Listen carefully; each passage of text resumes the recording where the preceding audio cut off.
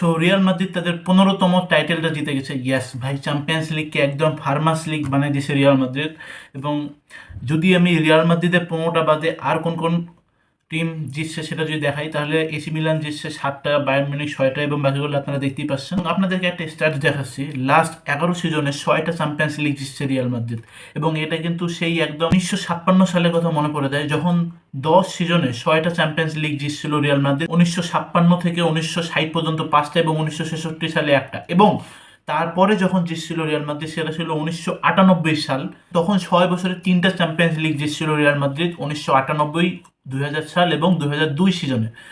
And তারপর 2014 সাল থেকে 2024 সাল পর্যন্ত 10 বছরে 6টা টাইটেল জিতছে, ইনক্লুডিং গতকালকে যে চ্যাম্পিয়ন্স লিগে যে টাইটেলটা জিতছে রিয়াল মাদ্রিদ।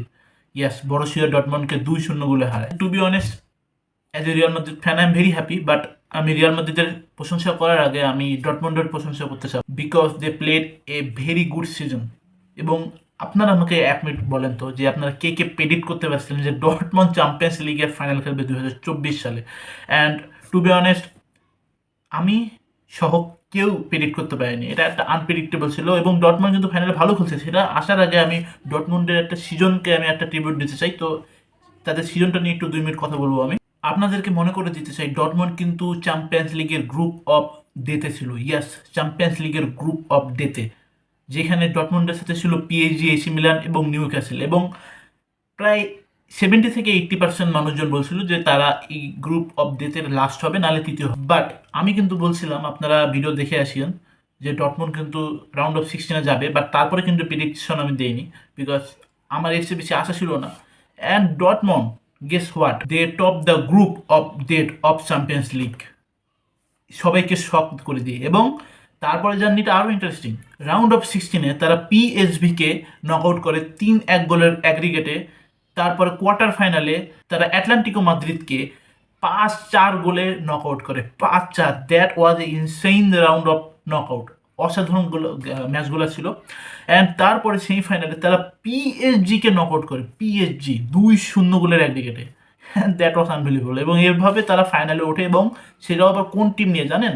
যাদের টিমে ছিল স্যানচো, যাকে ম্যানচেস্টার ইউনাইটেডে 6 মাস আগে পর্যন্ত বসায় রাখা হয়েছে যে সে কোনো প্লেয়ার না, তার ফর্ম নাই।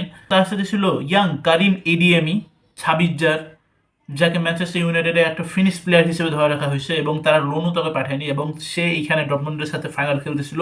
এবং তাছাড়া অনেক আরও প্লেয়ার ছিল, যাদের নামগুলো আমি বলতেছি। ইয়ান ম্যাকসন একটা লোনের প্লেয়ার, ফুল ক্লুক, সে বুন্ডেসলিগার 2nd ডিভিশনে খেলতো। তারা আসে, তাদের মতো একটা দুর্বল দল চ্যাম্পিয়ন্স লিগের ফাইনালে খেলতেছে, এটাই অনেক বড়। টু বি অনেস্ট, ফুটবলে not the best team always win. Yes, not the best team always win in a football match. The team who plays the best football, they win. And today Dortmund played a very good game. First half-এ, yes, first হাফে Real মাদ্রিদকে একবারে নিঃশ্বাস প্রশ্বাস কোনো কিছু নিতে দেয়নি ডর্টমন্ড। একবারে চাপে ধরছিল। তারা কিন্তু ম্যাসিভ অ্যাটাক করে রিয়াল মাদ্রিদের কাউন্টার বক্সে, বাট তারা সেটা ফিনিশ করতে পারেনি। অসম্ভব ইজি চান্স কিন্তু ডর্টমন্ড মিস করছে, যেগুলো কিন্তু গোল করা উচিত ছিল আমার মতে। এবং ওটা গোল করলে হয়তো কাহিনিটা অন্য হতে পারতো, বাট কাহিনি তো আমার মনে হয় অন্য হতে পারতো না, বিকজ ইটস রিয়াল মাদ্রিদ। হ্যাঁ, বায়ার্ন মিউনিখ, ম্যান সিটি সবার বিপক্ষে আমাদের কামব্যাক করা শেষ। একবার না অনেকবার করছে, সেহেতু এইবারও করে নিতাম, সেটা তেমন কিছু বড় বিষয় না। বাট এটা কিন্তু তাদের ডর্টমন্ডের মেন্টালিটিতে অনেক বড় প্রভাব ফেলে, যে মিসগুলো তারা করছে, এবং এগুলো খুবই প্যাথেটিক, সেটা আবার চ্যাম্পিয়ন্স লিগের ফাইনালের মতো জায়গায়। অ্যান্ড আমি যদি আপনাদেরকে ফার্স্ট হাফে শুধুমাত্র দেখাই, রিয়াল মাদ্রিদের গোল এক্সজি, এক্সপেক্টেড গোল এক্সজি ছিল মাত্র 0.07। এটা 2014 সালে চ্যাম্পিয়ন্স লিগের পর যে কোনো টিমের সবচেয়ে খারাপ এক্সজি একটা চ্যাম্পিয়ন্স লিগের ফাইনাল ম্যাচে, এবং এটা রিয়াল মাদ্রিদের ছিল। এবং সেই দিকে বিপরীতে ডর্টমন্ডের এক্সজি দেখেন, 1.88। That was impressive, very impressive. First হাফে ডর্টমন্ড 8টা শট নেয়, এবং তার মধ্যে 2টা শট অন টার্গেট ছিল। 2টা বিগ চান্স ক্রিয়েট করে, বাট তারা 2টা বিগ চান্স মিসও করে, এবং এটা কিন্তু খুব বেশি ডিসঅ্যাপয়েন্ট, আমি যেরকম বললাম অনেক আগে থেকে। বাট রিয়াল মাদ্রিদের দেখি আরও বেশি ডিসঅ্যাপয়েন্ট, তারা মাত্র 2টা শট নিছে, এবং 0 shot on target, 0 chance create. ভাই আমি ফার্স্ট হাফ দেখে ভাই এভাবে ফার্স্ট হাফ শেষ হয়ে যায়। সেকেন্ড হাফে আসে, এবার ডর্টমুন্ডকে কোনো সুযোগে দেয়নি Real Madrid. Back to back attack শুরু করে দেয় রিয়াল মাদ্রিদ সেকেন্ড হাফে। এবং সেকেন্ড হাফে যদি আমি আপনাদেরকে এক্সিটা দেখাই। সেকেন্ড হাফে রিয়াল মাদ্রিদের এক্সপেক্টেড গোল এক্সি ছিল 1.07, এটা কিন্তু ফার্স্ট হাফ থেকে ওয়ে মোর বেটার। অ্যান্ড ডটমন্ডের ছিল 0.20, এবং এটা কিন্তু ডিসঅ্যাপয়েন্ট, এবং ডিসঅ্যাপয়েন্ট হবে না কেন, ডটমন্ড এমন এমন চান্স মিস করছে, সেটা আবার কোন টিমের বিপক্ষে, রিয়াল মাদ্রিদের, সেটা আবার ইউসিএল ফাইনালে। এবং ভাই রিয়াল মাদ্রিদ তো এই মেন্টালিটির পুরা ফায়দা তুলছে, এবং সেকেন্ড হাফে তারা সেভাবেই খেলছে। 11টা শট নিছে তারা, একটা বিগ চান্স ক্রিয়েট করছিল, এবং একটাই কিন্তু গোল, সেটা হচ্ছে কারবাহালের। অসাধারণ গোল ছিল কারবাহালের, এবং এই কারবাহালে কিন্তু এটা চ্যাম্পিয়ন্স লিগের দ্বিতীয় গোল। ইয়েস, চ্যাম্পিয়ন্স লিগের ইতিহাসে তার ক্যারিয়ারের দ্বিতীয় গোল ছিল এটা, and that was pretty impressive.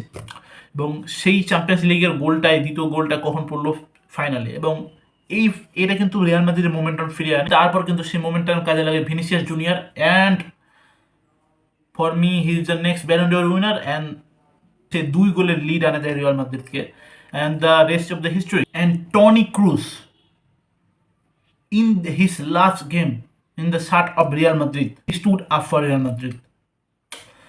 Absolute legend, এবং এটা একটা খুব ইমোশনাল একটা মুভমেন্ট ছিল আমার জন্য এবং বাকি রিয়াল মাদ্রিদ ফ্যানদের জন্য, যে টনি ক্রুজকে তারা 34 বছর বয়সে তার লাস্ট গেম খেলতে দেখতেছে। এবং টনি ক্রুজ বিষয়ে আমি বেশি কিছু বলতেছি না এই ভিডিওটা, বিকজ টনি ক্রুজকে নিয়ে আমিও খুব সুন্দর একটা ভিডিও বানাচ্ছি, এবং তার ক্যারিয়ারে A to Z আমি সব কিছু ওই ভিডিওতে কভার করবো। ওই ভিডিওটা আপনারা দেখবেন, কয়েকদিন পর আসবে ভিডিওটা, এবং ওই ভিডিওটা বানাতে খুব মজা লাগতেছে, আমি অনেক কিছু জানতেছি, এবং আপনারাও অনেক কিছু জানবেন ওই ভিডিওটা।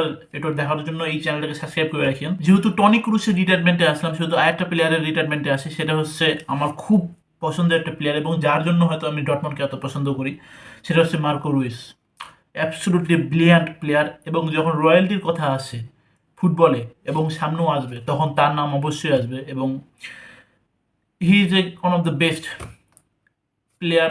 আই মিন, যখন তাকে দেখি মুখে একটা অটোমেটিক সবার স্মাইল চলে আসে। এবং আমি যদি এখন এই ভিডিওটাতে একটু ট্যাকটিক্যাল ব্রেকডাউন ছাড়া ইমোশনাল ব্রেকডাউনটা আসি, সেটা হচ্ছে as a Real Madrid fan, ডটমন্ডকে আমি কিন্তু অনেক পছন্দ করি, বিকজ জার্মান ফুটবল কালচারকে কিন্তু ডটমন্ডের ফ্যানরা এত উপরে নিয়ে গেছে।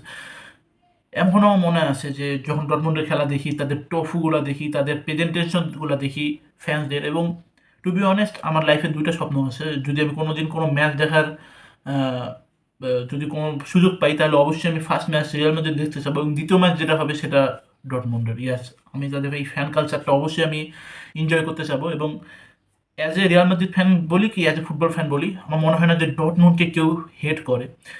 আজকে যদি জিততেও, তাও মনে হয় না যে কেউ এত বেশি হেট করতো।